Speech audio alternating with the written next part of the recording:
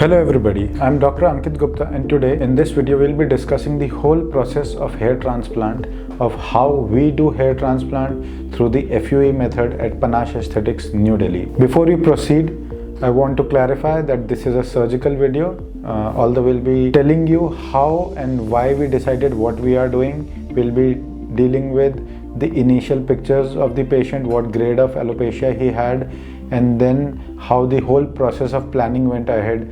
Everything will be included in the video. So if in case you do not want to watch a surgical video, you can skip ahead and directly go to the results. But believe me, it's not that scary. If you really want to go ahead with a hair transplant, I would recommend that you go through this video, and let's go ahead and see how it is.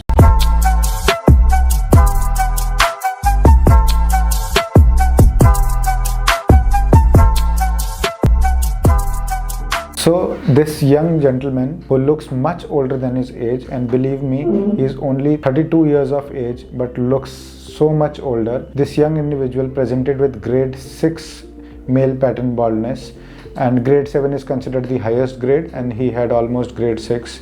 He had been using a patch to cover his head and finally decided to undergo a hair transplant. He consulted me. He had a deficient donor area. As you can see in his before pictures, the whole of the front hairline has receded. All the hairs in the top have gone. There is a very less or a very sparse growth in the top area, but still has a donor area, and this donor area is called the permanent area, where the hair grows permanently, and this is the area which is the best area to harvest grafts from. Since he had a very small head, otherwise compared to other individuals, the number of grafts that were required were a bit less, and I was able to cover his whole head with just around 5,500 grafts.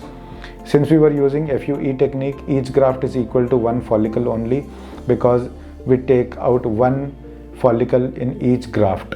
So around 5,500 grafts are harvested, of which around 3,800 grafts are harvested from the scalp area, and the remaining were taken out from the lower portion of his beard. So let's go ahead and see how the process went.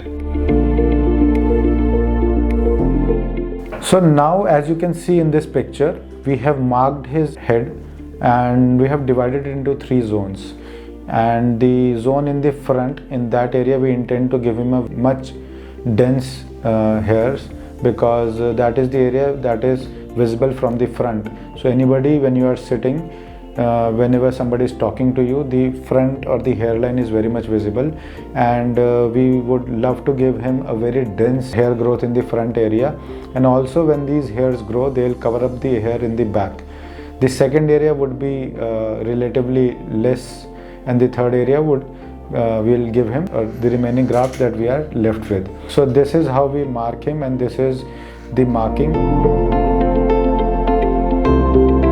The next step is to shave off or to trim off all the hairs. These hair will regrow, don't worry, it will regrow within 4 to 6 weeks. They start to grow, and you look very normal by about 4 to 6 weeks. The next process is to clean your scalp. We thoroughly wash your head and then clean your whole scalp using a solution of betadine, which is an antiseptic antibiotic solution. The next process is the local anesthesia. It might look a bit scary to you, but believe me, these are very, very, very fine needles. These are the needles which usually patients use to give them injections on their own, like the insulin injections. These are very fine pricks, and to numb the pain, we use a vibrator. As you can see, the vibrator is being used along with the prick, so that the sensation of this pain is even less. So the next process after the anesthesia is the harvest of the grafts, and we have to decide what size punches do we need. So the grafts are taken. The grafts are punched initially, and after we punch, they are plugged out along with their roots, and these grafts are then kept in a sterile environment, keeps them alive for a long duration, and they are sorted into the single hair, double hair, 3 hair or 4 hair grafts. So the next step was to take a few more grafts from the beard area. So in the beard area, we take care not to take any hairs or any grafts from the cheeks, all the hairs are taken from the non-visible portion, that is under your chin. In him, around 1200 to 1500 grafts were taken from the beard, and the rest of the grafts are from the scalp. So this is how we take out grafts from the beard area, and this is how you look immediately. And while this sorting is being done, we start giving the local anesthesia in the front, where we have to now put the hair grafts. So according to your hairline, we start giving you anesthesia like we had given in the back. The anesthesia is given in the front. Once the whole area of the front of the scalp is anesthetized, the slit making process starts. There are multiple ways of implanting the hairs, but we love to do the slit method, in which we initially make all the slits. The next step is to paint the whole area using methylene blue. So this is a solution which is a blue colored biocompatible dye, which we put all over the scalp, and this makes very easy for us to identify all the slits we have made, so that we don't miss any hole. So this is how we do it, and then the process of putting the grafts starts. So this again is a long process which takes up to 3 to 4 hours, and all the grafts are then put, and these grafts are transplanted into the recipient area. And this whole process of the hair transplant took us around 6 hours, and this is how you look immediately after the hair transplant.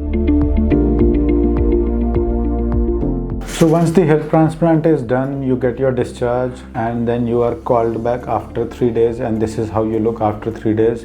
And then we remove all the dressings from the back, and this is your donor area, and the holes that you were able to see 3 days before on the day of your hair transplant are now completely gone, and from now on it is completely open.